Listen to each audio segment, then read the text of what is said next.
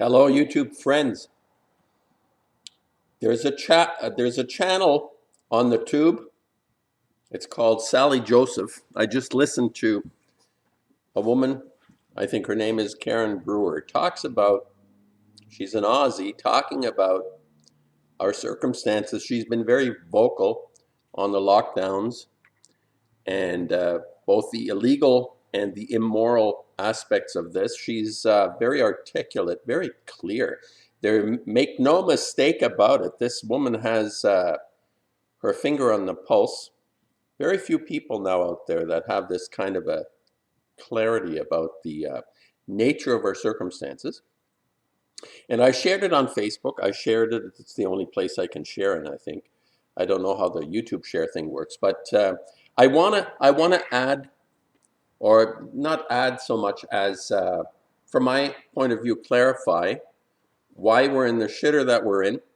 She talks about this. She talks about, as like Martin Luther King's speech, I have a dream. She says, you are the most dangerous people who say nothing, the conformists. She basically refers to people that are conforming with the edicts, are conforming, are not questioning, are not wondering.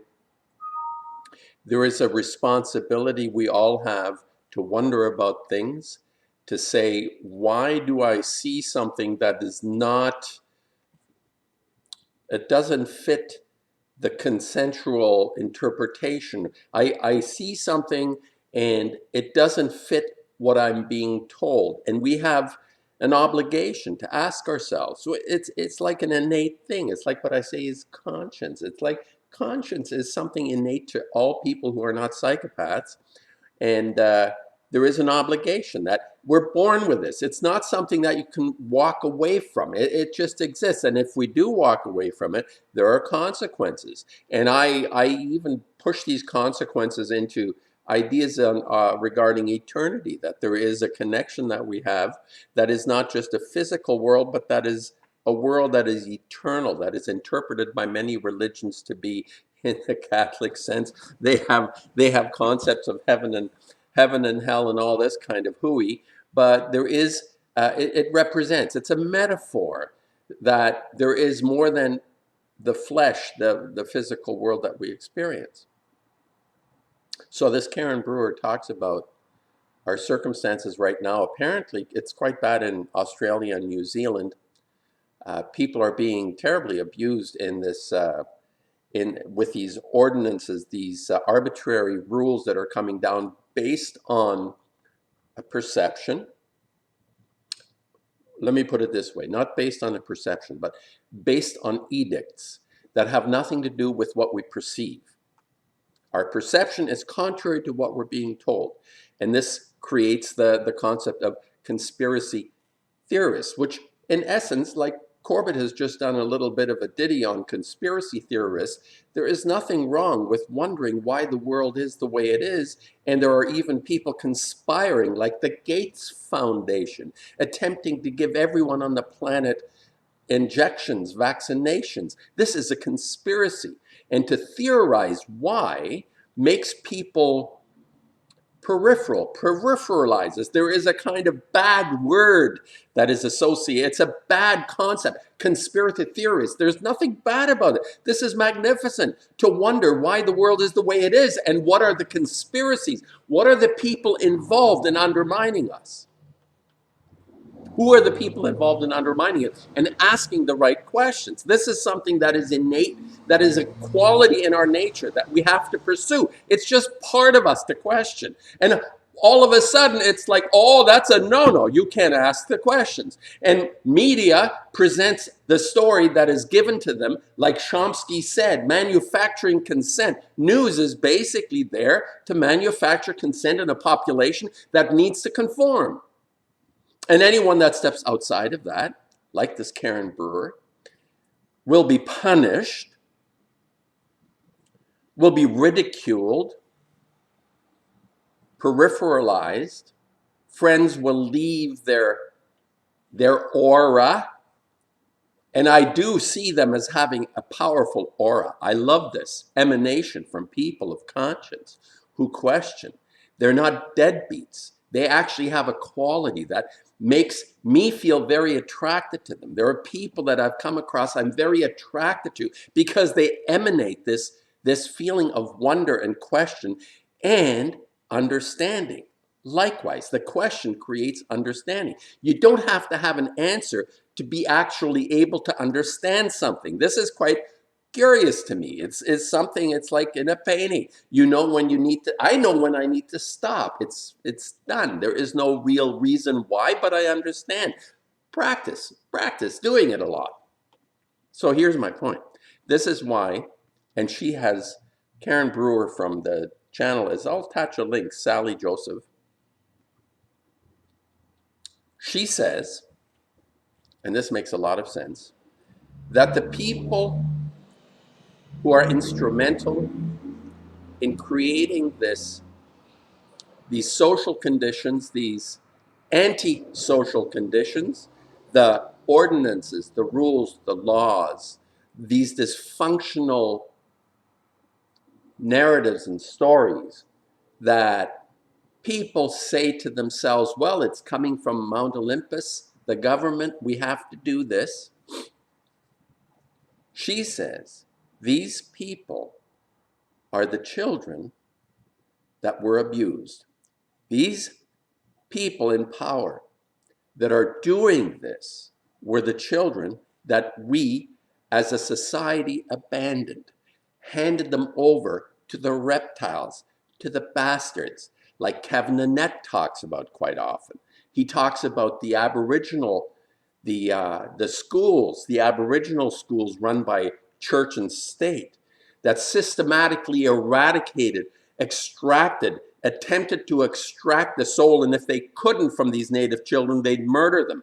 This is documented as one example, but it's not just restricted to the native communities of the world, although they're some of the most vulnerable because for whatever reason, white men, acid men, has really stepped in there and they have employed their historical reptiles of abused children to continue this dysfunction in society. So these people that are in charge, our government leaders, are fundamentally abused on some level.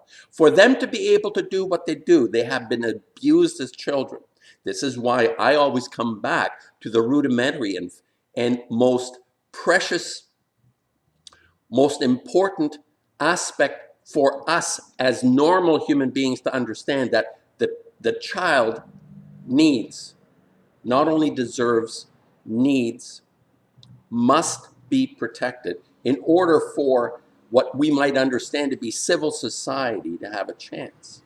Because as we're proceeding now, it's much more clear that those children that were reasonably normal, like I consider myself reasonably normal. Of course, I went through my trials, my tribulations. I was brought up as a Roman Catholic. You can imagine the abuse associated with that philosophy of standing in front of an image of some guy nailed to a stick, bleeding from all orifices, from all areas of exposed. You can imagine as a 5, 6, 7-year-old standing, scratching my head saying, why'd they do that? I mean, it was a good guy on top of it. So there is over time, this is resolved. Well, I don't know how long it takes. I'm still, to some extent, struggling. I'm over it, but there is a residue. And without questioning, going into what it is that I felt that created a discord within me, a lack of, it doesn't make sense. Why are these people doing these weird rituals every Sunday and all the other days that are associated with this particular religion to make me do certain things that really make no sense? In the name of what? In the name of, yes, they say there were some really nasty people that did this, but then to introduce their concepts to the innocent without, there needs to be a buffer. We need to protect children not to be thrown into the mucky fuck that they present for us. We have to protect children. And my parents didn't know any better. I mean, they came through their own mucky muck with their parents. I feel my parents were decent people, but they missed the boat. They missed the boat on a lot of things. So, you know, I'm the result. I'm in a family that is quite dysfunctional. Siblings are very antagonistic towards each other.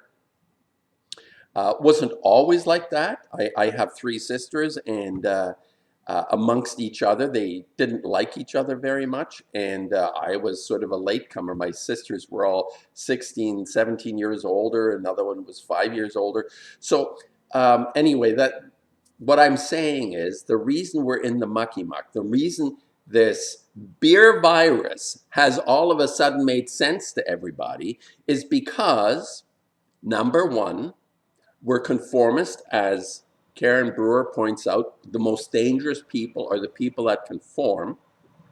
But the ones that are in charge of instigating everything were the abused children. This is brilliant. This is clear. This is obvious that there is a price to pay when we give up on the most vulnerable, when we say it has nothing to do with me. Well, I wash my hands of it. No, we are all responsible when it comes to the world that we live in some way or other, from a microscopic small individual person to a societal situation, and ultimately to a world situation. And now the bastards, the abused children, and I say bastards not because I have compassion, sympathy for a person that was abused, but to take revenge on society is the extra step that allows me to call them the bastards. Because there is a conscience still, unless you're a psychopath, and I don't believe these abused children are psychopaths. They're just taking their revenge now. They're taking their revenge on everyone, and you can see it on all levels of culture, especially like what I am interested in, have been for a long time, the art side of things. Art is a big part of culture, and the abuse that is happening, the revenge these museums are representing, the garbage, the shit that is being put up on walls is basically confirming this feeling that I have within me that there are some very nasty people out there being promoted to represent the culture, the highest part of our culture. It's the worst of the worst. It's the Abramoviches, the witches out there. Anyway, I think I'm going to attach a link to Karen Brewer's video about the most dangerous people.